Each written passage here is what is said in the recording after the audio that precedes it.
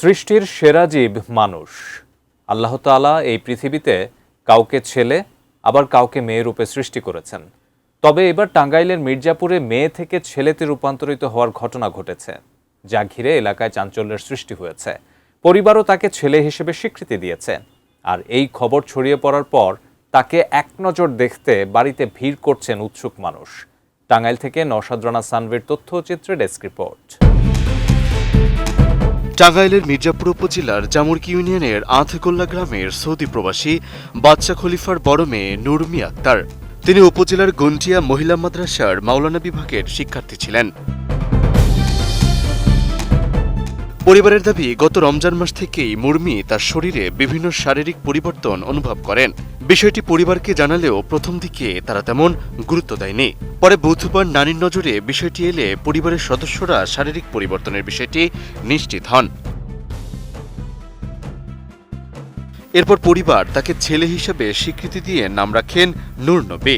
চুল কেটে ছেলেদের মতো সাজানো হয় তাকে, কিনে দেয়া হয় ছেলেদের পোশাকও। স্থানীয়রা বলছেন, সামাজিক যোগাযোগ মাধ্যমে এমন ঘটনা শুনলেও বাস্তবে তারা এই প্রথম এই ঘটনার সাক্ষী হয়েছেন। নুনমি নাম ছিল, ওনার নাম পরিবর্তন হয়ে নুনমি রাখা হয়েছে এবং কি মেয়ে থেকে ছেলেতে রূপান্তরিত হয়েছে। মেয়ের থেকে ছেলে হয়েছে, তাই আমরা সকালে দেখবার নিয়ে গেছি। কি দেখলেন? এসে দেখলাম হাসা কথা, হাসাই দেখলাম।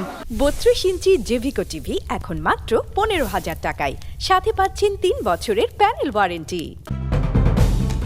পরিবারের সদস্যরা বলেন, তাদের পরপর 3 মেয়ে সন্তান জন্ম হয়েছিল। তাই নুরমির ছেলে হিসেবে রূপান্তরের ঘটনাকে তারা আনন্দের সঙ্গে গ্রহণ করেছেন। মেয়ে ছিল, আল্লাহ ছেলে বানিয়ে দিছে, আল্লাহর কাছে আমরা হাজার হাজার শুকরিয়া। আমার ছেলে নেই, 3টা মেয়ে, একটা ছেলে দিছে, খুশি তো। বাড়িতে বলছে গরু জবা করে আমি খাওয়াবো। নূর নবী বলেন, কয়েক মাস থেকেই তার শারীরিক পরিবর্তন তিনি লক্ষ্য করেছিলেন। পরে তিনি তার পরিবারকে বিষয়টি অবগত করেন। তিনি সামাজিকভাবেও স্বীকৃতি চান। আগে নাম ছিল নুনমি, এখন আমার চাচারা নূর নবী রাখছে। আর হলো আমার পরিবর্তন রোজার ঈদের আগে থেকে হয়েছে, আমি বাড়িতে কাউকে জানাই নাই। এটা তো জানানো দরকার। পরে আমি এই আম্মুদের নানুদেরকে জানাইছি আর দেখাইছি।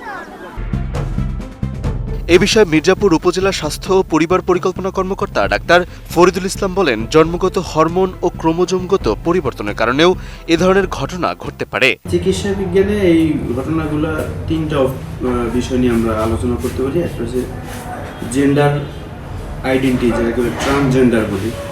এক্ষেত্রে হয় কি, কিছু মানুষ তারা পুরুষ বা নারী হিসেবে নিজেকে চিহ্নিত করে বিভিন্ন হরমোন থেরাপি বা সার্জারির মাধ্যমে এটা সম্পন্ন করে থাকে। এটা কিন্তু চিকিৎসা বিজ্ঞানের স্বীকৃত বিষয়।